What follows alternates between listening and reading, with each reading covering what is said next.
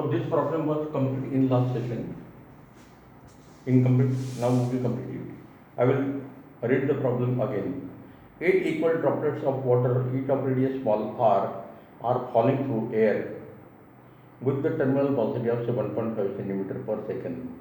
The drops coalesce to form a big drop in air.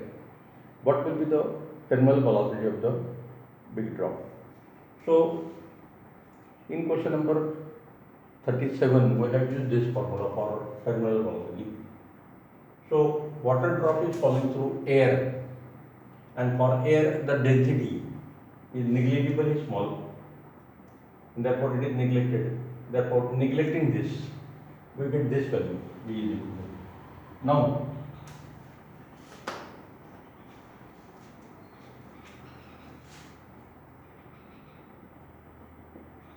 in equation E,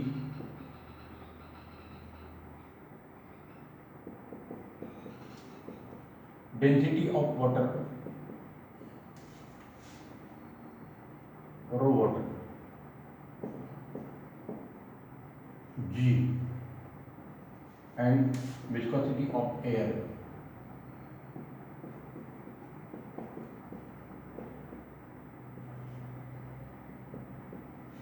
are constant, are constant. Therefore,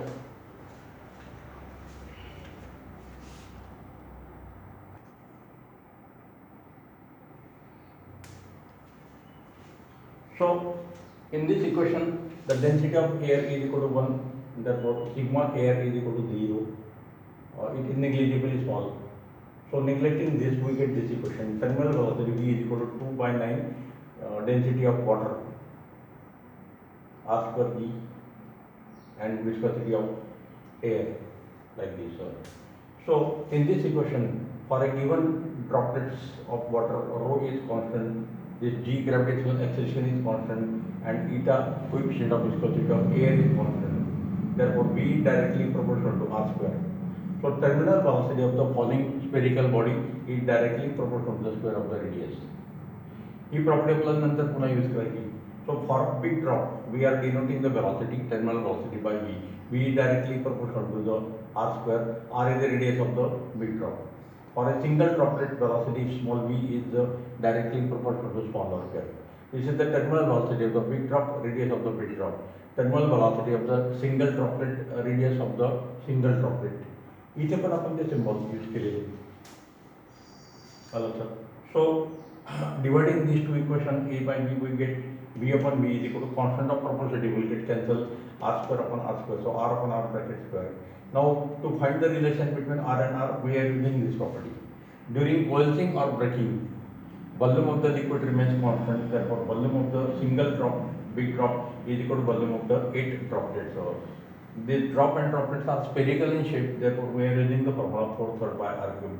So R cube is equal to 8 times R cube, and therefore R is equal to 2R. So put equation 2 here.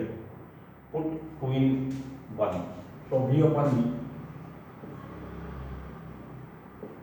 is equal to 2 times R upon R whole bracket square. Small r cancel. So this is equal to 2 square, that is equal to 4. And therefore V is equal to 4 times V, 4 multiplied by this small v is equal to 7.5, and therefore V is equal to, the product is 30. This is in centimeter per second. Therefore this is also in centimeter per second. So terminal velocity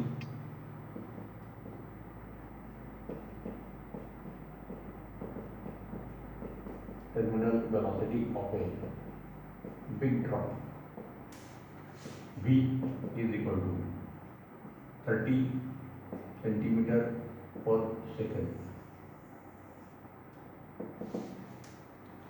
and therefore the correct choice is D. D is correct.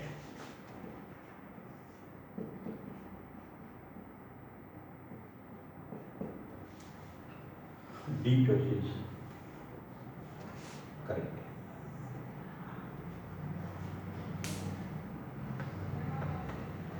like this.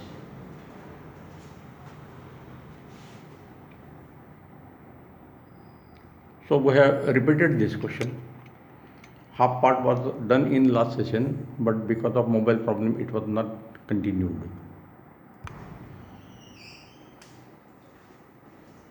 Question number 39 and 42, they are related with each other.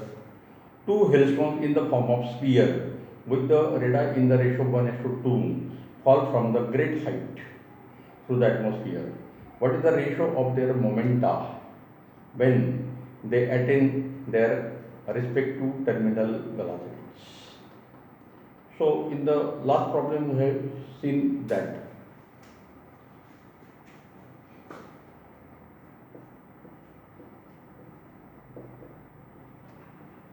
terminal velocity v is directly proportional to the radius square. So v is directly proportional to r square. This is equation 1. Mass of spherical stone m is equal to density of the stone multiplied by 4/3 pi r cube. Since rho stone is the same for two stones, therefore m is directly proportional to r cube. Equation 2. In equation 1 and 2, r is equal to radius of spherical stones. Therefore, combining 1 and 2,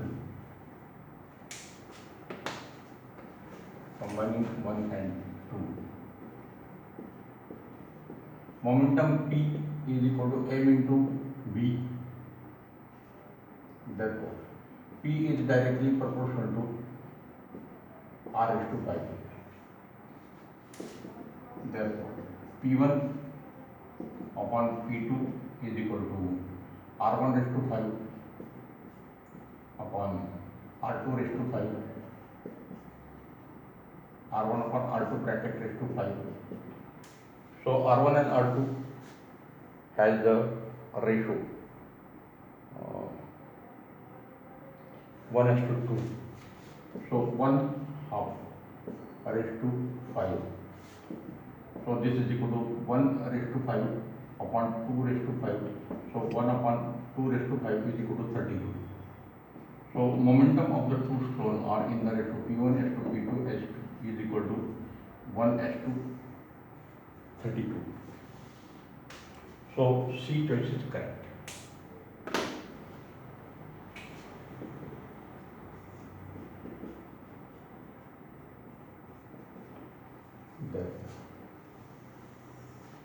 C is correct.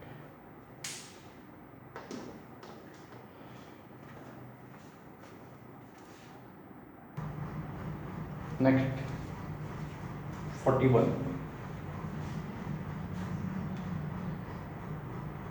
The velocity of a small ball of mass capital M and density d1 when dropped in a container filled with glycerin becomes constant after some time. If the density of the glycerin is d2, the viscous force on the ball is equal to. So what to find the viscous force?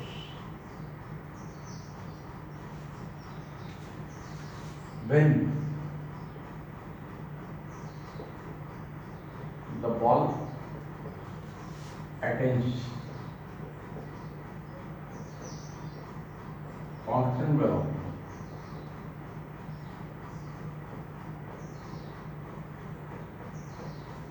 that is terminal velocity,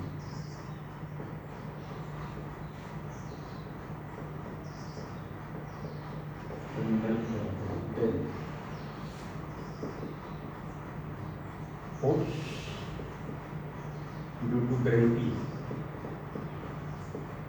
on the ball is equal to upthrust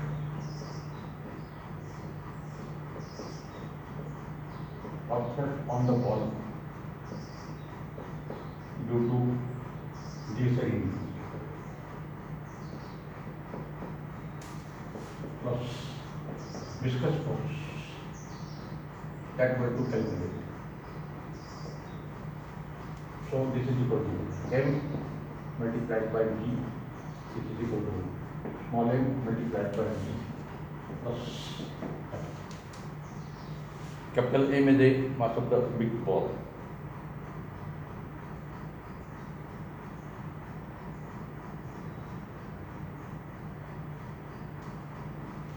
This is equal to 1. M is equal to mass of the ball is equal to rho multiplied by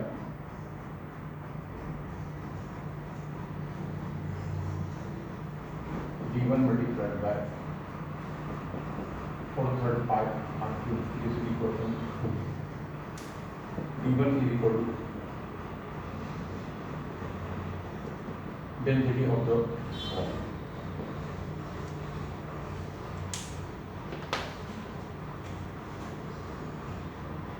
Upthrust is equal to m into g. M is equal to mass of liquid displaced of same volume as that of ball. Therefore, m is equal to d2 multiplied by 4/3 pi r2. This is equal to d2 is equal to density of glycerin. So, 14 So d1 multiplied by 4/3 pi r2 is equal to d2 multiplied by 4/3 pi r2 into g plus f.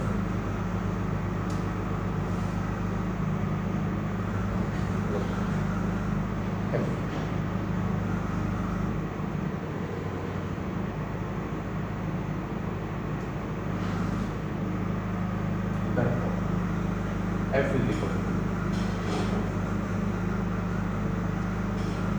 4/3 r pi d1 minus is equal to d into d into d1 minus d. D is equal to volume of the ball.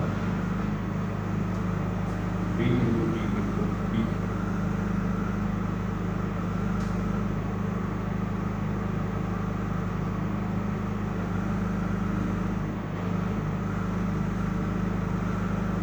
So this is equal to V into G into D1 into bracket 1 minus D2 upon D1. Mathematically guaranteed. But V into D1 is equal to capital M. Therefore, viscous force is equal to M into G into bracket 1 minus D2 upon D1.